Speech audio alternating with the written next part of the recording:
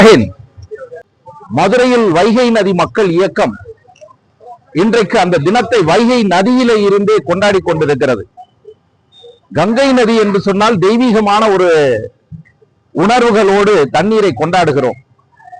தாயையும் தண்ணீரையும் பழிக்காதீர்கள் என்கிறார்கள்.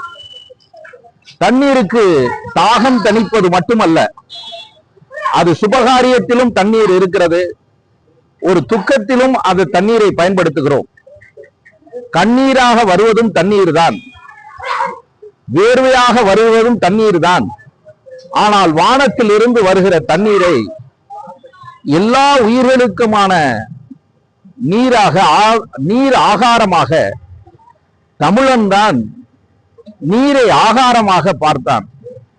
உலகம் இன்றைக்கு தாகத்திற்கு தண்ணீர் என்ற அளவோடு பார்த்ததை நீர ஆகாரமாக பார்க்கிற அளவிற்கு இன்றைக்கு மாறி இருக்கிறது என்று சொன்னால், தண்ணீரில் இல்லாதது எதுவுமே இல்லை.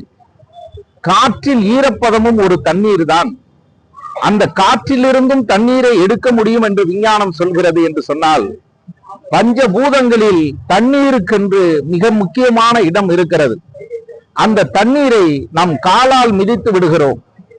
ஆனால் அதை கைகளால் பருகுவதற்கு உரிய தண்ணீர் என்பதை நினைக்கிற போது, இந்தியாவில் தண்ணீர் மனிதர் என்று ராஜேந்திர சிங் அவர்கள் எங்கெல்லாம் தண்ணீர் விரயமாக்கப்படுகிறதோ தண்ணீரை சேமிக்க வேண்டும் என்று அவர் இந்தியா முழுவதும் பயணமாகிக் கொண்டே இருக்கிறார்.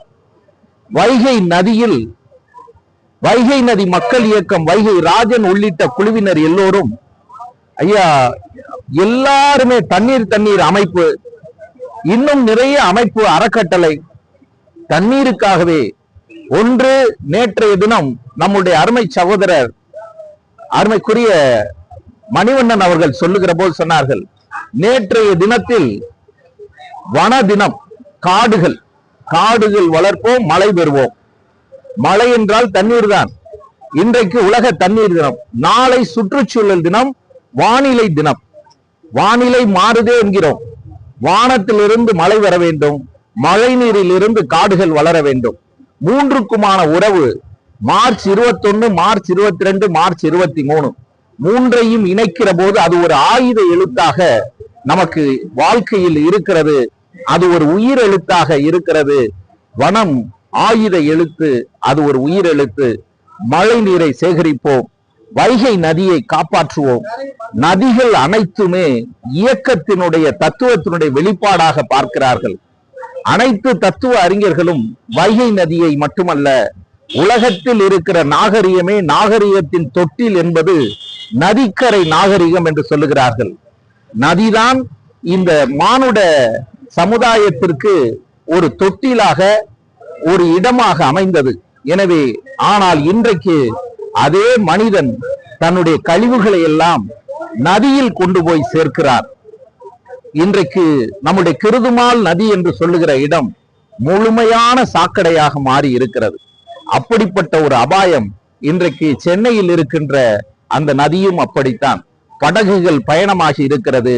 அங்கே எல்லாம் இப்போது மனிதனுடைய கழிவுகள் அங்கே விடப்படுகிறது என்று சொன்னால், மானுடன் தனக்குத்தானே வினை வைத்துக் கொள்கிறான், தனக்குத்தானே தீமையை வரவழைத்துக் கொள்கிறான். இதையெல்லாம் சுட்டி காட்டுவதற்காகத்தான் பல்வேறு தொண்டு அமைப்புகள், மனிதர்கள், அன்றாட வாழ்க்கையில் இருப்பவர்கள் தண்ணீரை விரயமாக்குகிறோம்.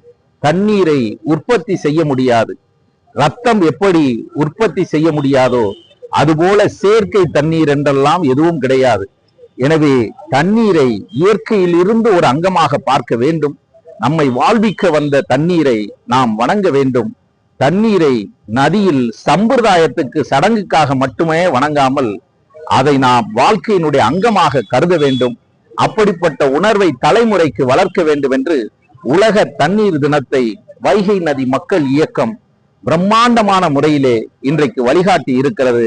மதுரையிலிருந்து வைகை நதியை காப்போம் என்ற முழக்கத்தோடு மட்டுமல்ல, வாழ்க்கையின் மகத்துவம் என்று சொல்லி எல்லோரும் வளமாய் வாழ, வளமாய் இருக்க நதி தண்ணீர் தான் நிலத்திற்கு மட்டுமல்ல நம் உயிருக்கு ஆதாரம் என்பதையும் எடுத்து சொல்லி, இன்றி அமையாது உலகு என்று சொன்ன வள்ளுவன் வழியிலே எப்போதும் நிறைந்து பயணித்துக் கொண்டிருக்கும் வைகை நதி மக்கள் இயக்கத்தை போற்றுவோம்.